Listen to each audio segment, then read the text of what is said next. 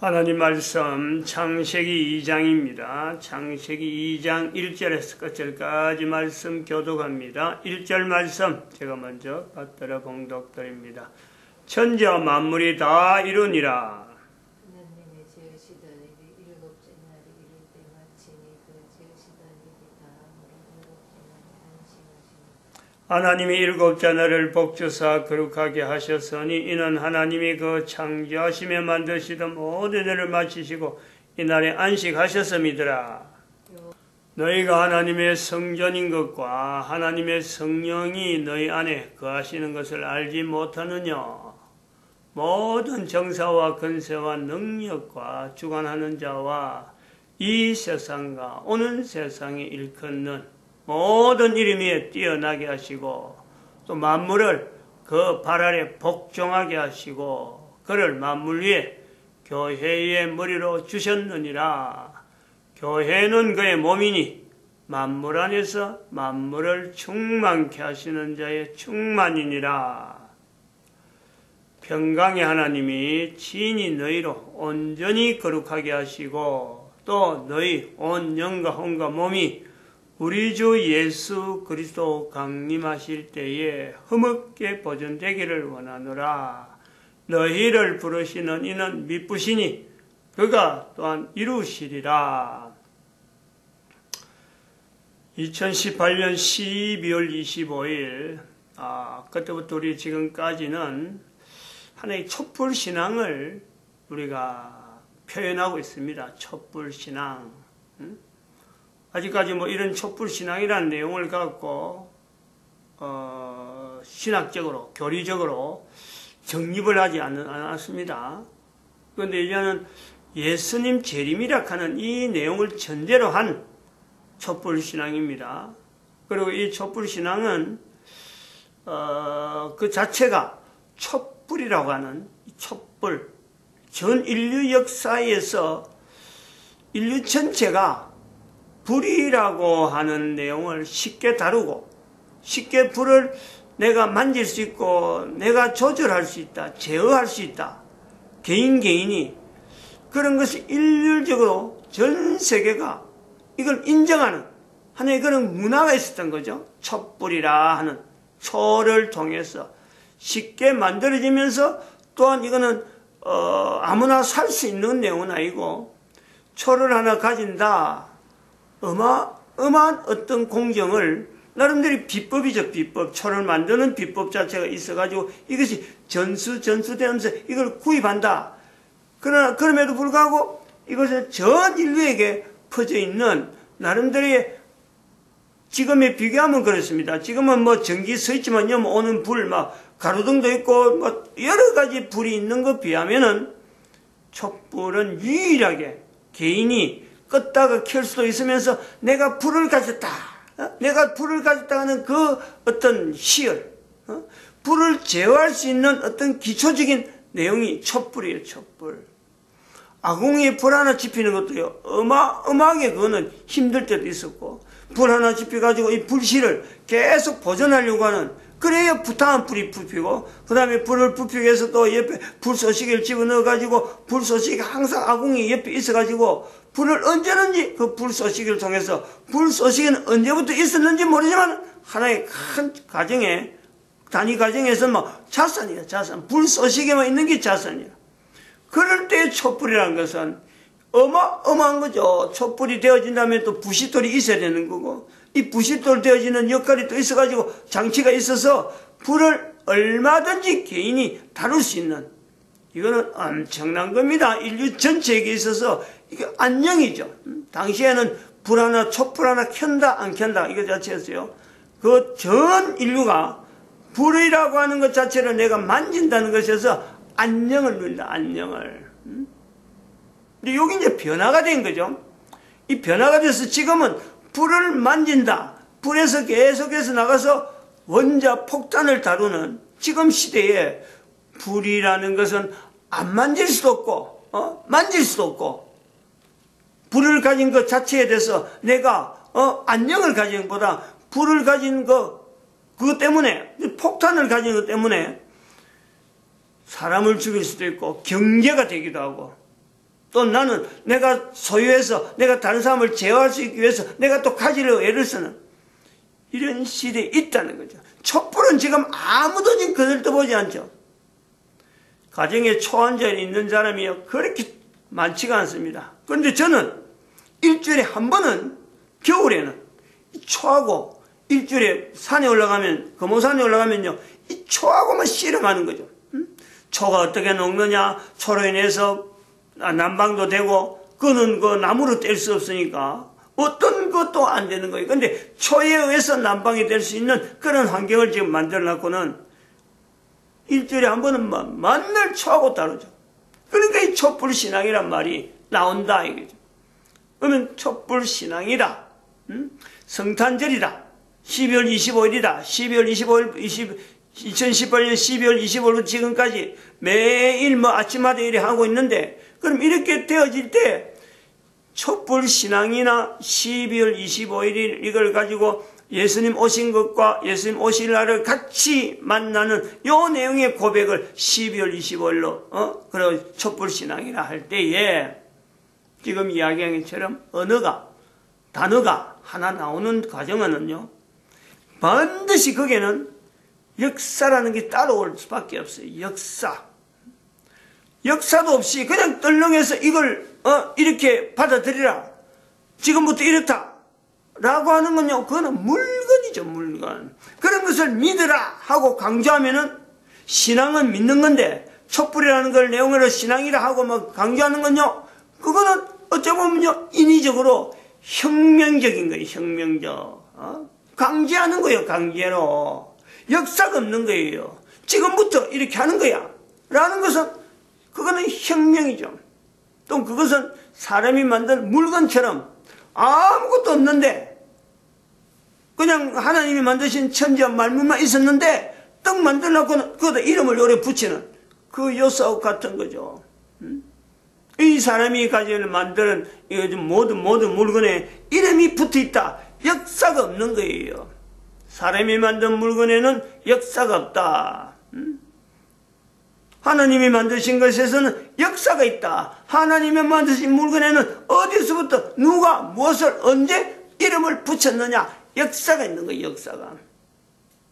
그 역사 중에서도 신앙이라는 내용을 이야기할 때 신앙이라는 표현을 갈 때는요. 그 신앙이라고 하는 것을 할 때는 반드시 역사를 두고 있는 역사를. 왜냐하면 하나님에 대한 표현을 해야 되니까 하나님에 대한 표현을 하는데 어느 날 갑자기 하나님이 야 이렇게 해라 이렇게 해라 이렇게 강요하지 않아요.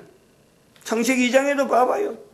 생물을 만드시고 아담이 어떻게 이름을 짓나 보시려고 생물을 보내고는 아담이 이름 짓는 대로 가만히 놔둡니다. 왜냐?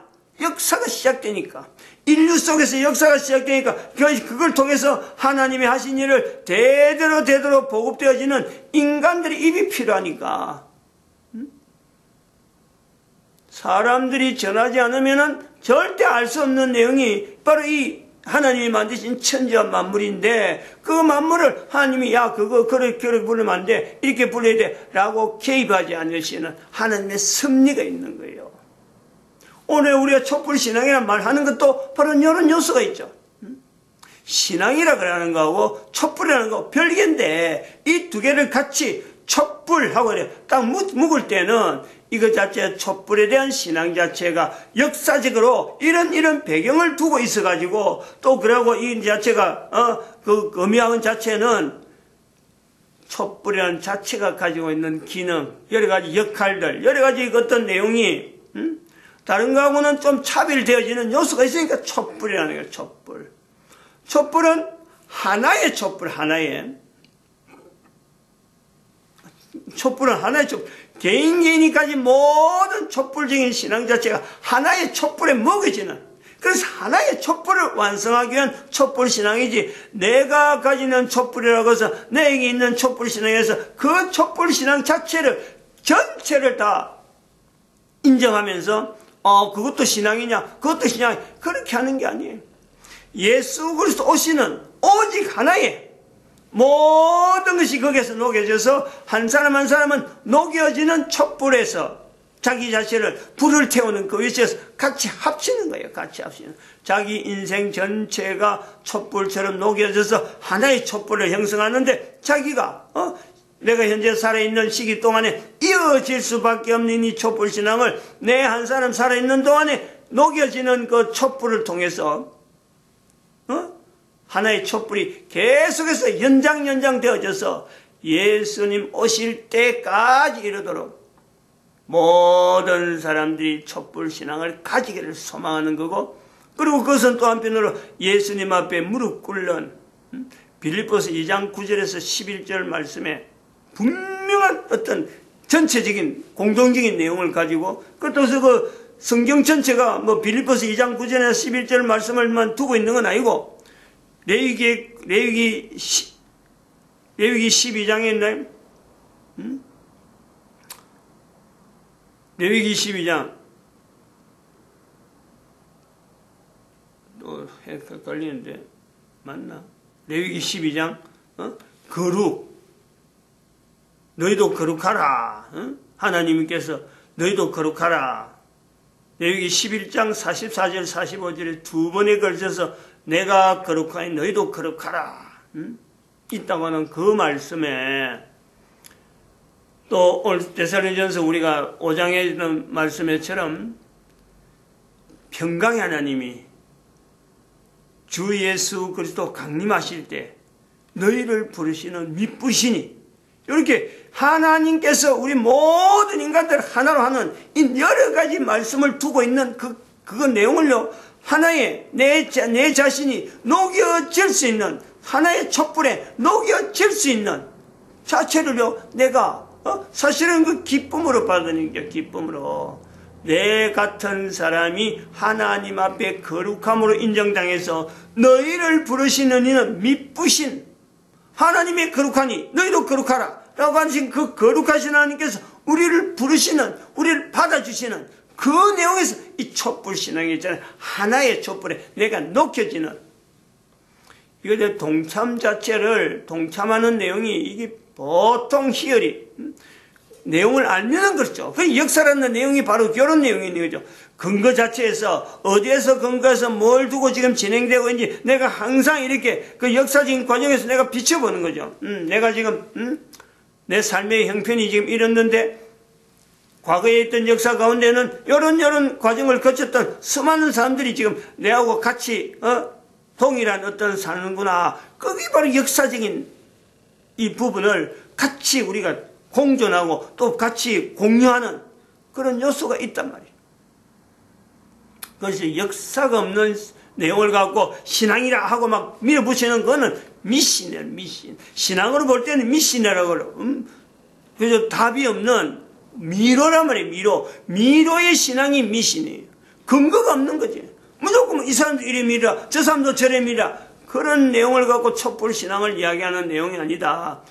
이른바 촛불 혁명처럼 이게 혁명이다 라고 하는 것처럼 사람들이 많이 모였다고, 촛불이 많이 모였다고, 개인이 가지는 많은 촛불이 있다고 그것을 촛불 혁명이라, 이런 엉터리 같은 혁명이라 하는 논리에다가 촛불을 갖다 엿버리는 그 엉터리 같은 촛불들 모임 자체도 확신도 안 되고, 그게 어떤 사람이 왔는지 정말 그 중심이 개인이 국가를 위해서 정말 중심을 다해서 자기의 마음을 표현한 그런 건지도 아닌지도 확인도 못하는 밤중에 길거리에서 떼거지로 몰아가지고 말이야, 정치적으로 몰아가고 중국의 조작 그에서 만들어진 그 내용을 갖고, 그 근거 없는 역사, 그 내용을 갖고 해서 촛불혁명, 그것을 마치 뭐 대한민국의 정체성인 양 막 떠벌리면서 대한민국은 앞으로 촛불혁명으로 뭔가 전체를 이야기하면서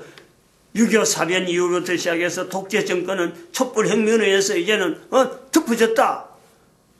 그러면 그 내용을 없어져 버리면, 묻어져 버리면은 일제 탄압부터 시작해서 넘어오는 일본만 반격하고, 중국은 6.25 사변에 참전해, 6.25 사변에 중국의 침략으로 인해서 대한민국이 지금 반쪽하는 이 역사는 썩으리 없애버리는 그런 그 어거지 같은 억지와 같은 거요. 그런 것을 계속 사람들에게 강조해서 우리나라의 역사가 촛불혁명으로 통해 되었다 하는 것은 결국은 미신으로 나올 수밖에 없는 요소가 있다.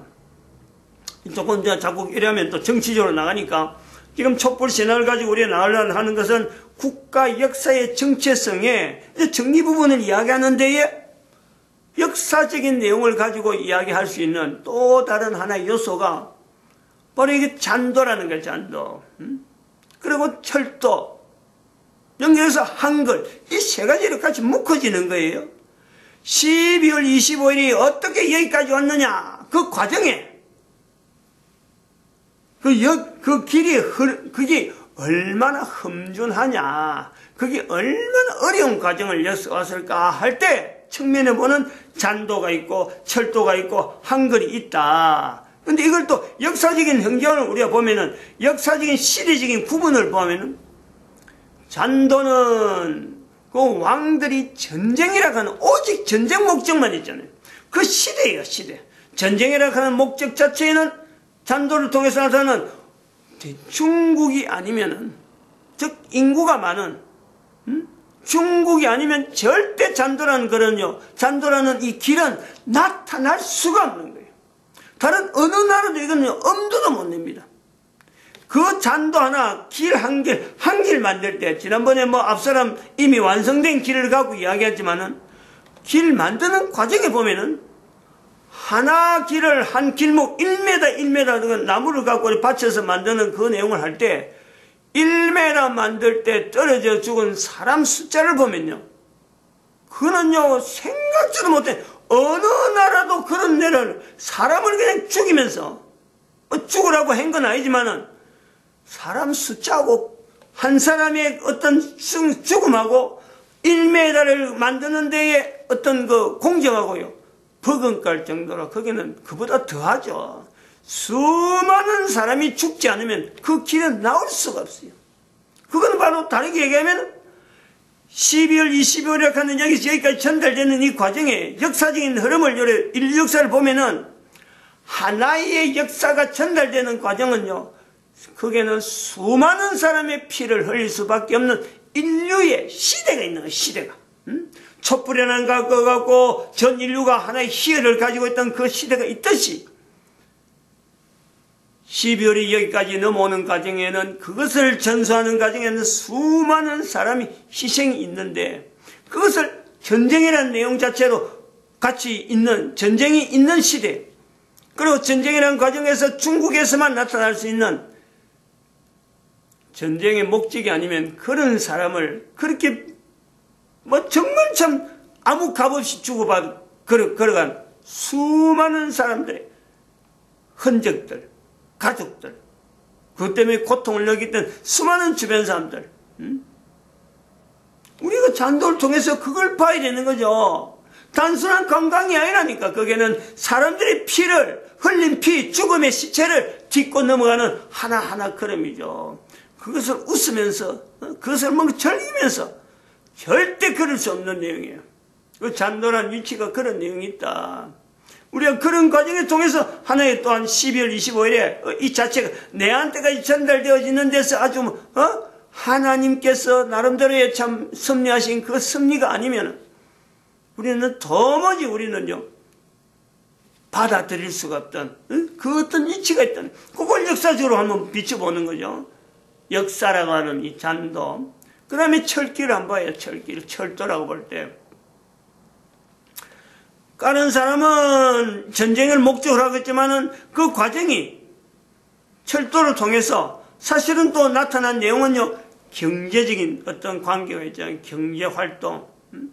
대한민국의 경제활동 자체도 분명히 연결할 수 있겠지만은 그거 자체를, 철도는 단순히 전쟁을 하기엔 전쟁 물자만 올리기 위한 것이 아니라 그 철도를 통해서 수많은 사람들이 왕래할 수 있는 분명한 교통에 엄청난 이득이 있잖아요. 교통수단.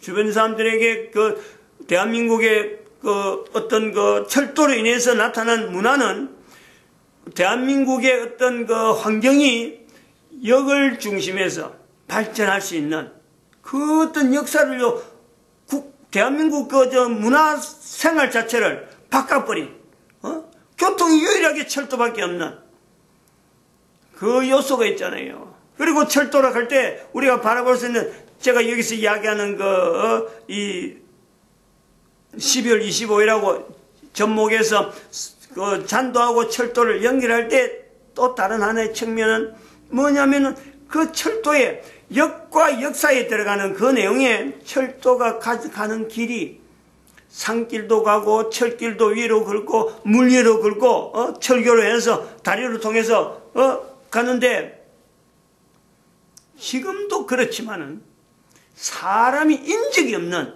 그곳에 외롭게 철길, 요 길 두 개만 나란히 있는 거예요. 아무도 거기에는요 사람이 근접할 수 없는 그런 곳까지 철길이 가야 결국에는 이 교통이 완성이 되는 거예요. 제가 그것도 나름대로 보는 거죠.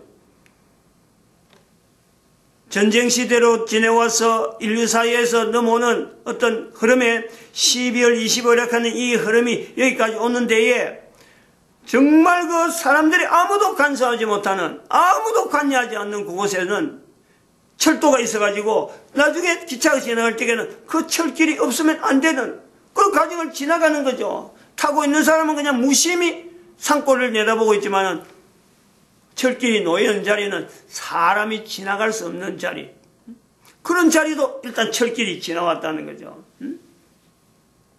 12월 25일은 여기까지 올 때에 하나님의 섭리가 아니면은 절대 여기 올 수 없는 그 과정이 있는 거예요. 사람은 아무도 돌아보지 않아요. 사람이 이걸 우리 했다 이런 것을 주장할 수 없는 어떤 길이 있는 거죠.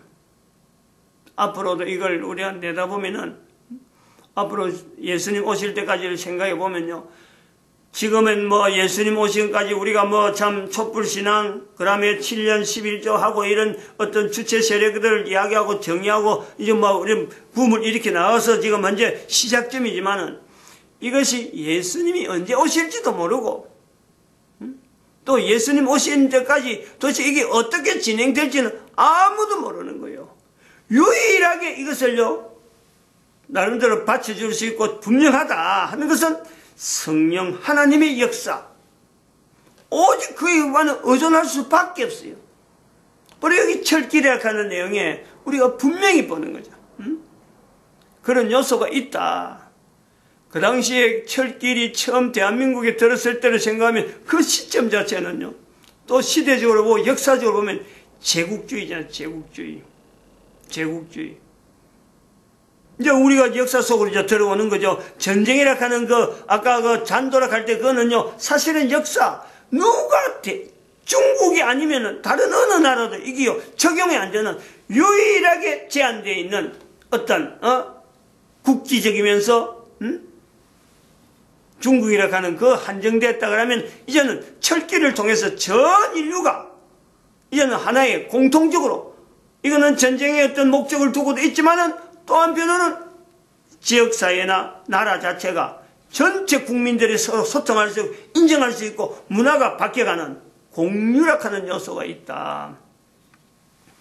이런 공유가 되어지는 내용에 우리는 그 내용을 시대적으로 제국주의라고 그래요. 제국주의. 앞에는 잔도는 왕 통치, 어떤 전쟁을 목적으로 하는 사람의 어떤 주체적인 그 힘이 커질 때 그걸 왕이라, 그러면 황제라 할 수 있는 이런 어떤 내용을 두고 있었다 그러면은, 제국주의라는 것은 국가 간에 연결하는데 철도를 통해서 진정하면은 그거 자체가 자기 나라가 되고 하는 그 나라 자체를 흡수하려고 하는, 나라가 있는데 그 나라를 다시 자기 거로 만들려고 하는 이런 게 서로 인정되던 제국주의가 제국주의. 역사 속에 들어오면은 바로 대한민국에는 3.1절 운동이 바로 그때 나오는 거 아닙니까? 그래서 3.1 운동의 의의를 우리가 일본에 대한 저항이다라고 하는, 대한민국 자체에 대한 정체성을 전 세계 앞으로 내놓으려고 하는 그 요소에서는 일본에 대한 저항이라기보다는 국민들은 모르는 거예요. 일본인지 제국주의인지 이거 자체는 없습니다. 우리는 후대 사람들이 의의를 붙여야 돼요. 전 세계 사람들에게 제국주의를 저항한 국민들 전체에 한 사람 한 사람은 독립운동을 한다고 하지만 국민들 전체가 일어난 것은 제국주의에 대한 전 세계에 반발하는 이런 어떤 요소로 우리가 세계적으로 이걸 인정을 시켜야 되는, 인식을 시켜야 돼. 요소가 있다. 아무도 제국주의에 대해서 반발하지 않을 때 대한민국은 3.1운동을 통해서 제국주의를 반발하는 그 어떤 역사적인 사건을 일으켰다 하고 의미를 붙여야 될 요소가 있다. 왜? 바로 6.25 사변은 전 인류사에 대한민국이 이제 공식적으로 공산주의를 갖는 이 내용에 아무도 공산주의가 참 어떻게 될지 모르고 있는 거, 공산주의가 지금 전 세계를 덮어갈 때 대한민국이 나서서 공산주의를 막았다. 요 개념하고 3.1운동하고 연결되어지는 요소가 대한민국의 정체성이 있다는 거예요. 잔도 철도하라고 뭐 한글 이야기는 또 연결하지 못했는데 다음 시간에 하도록 합니다. 마칩니다. 기도드립니다. 할렐루야. 함께